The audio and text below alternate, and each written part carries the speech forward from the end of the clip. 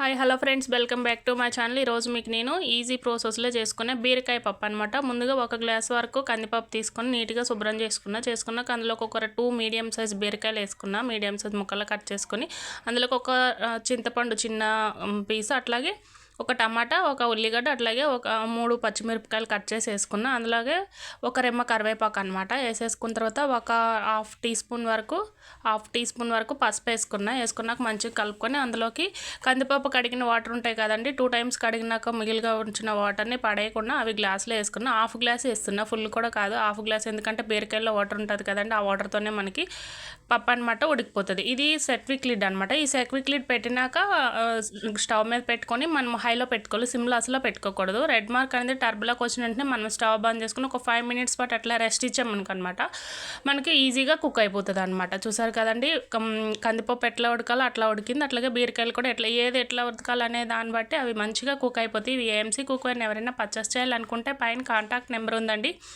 Contact అయ్యి purchase చేసుకోవచ్చు. చాలా ఈజీ ప్రాసెస్లో మనకు కుక్ అయిపోతాయి.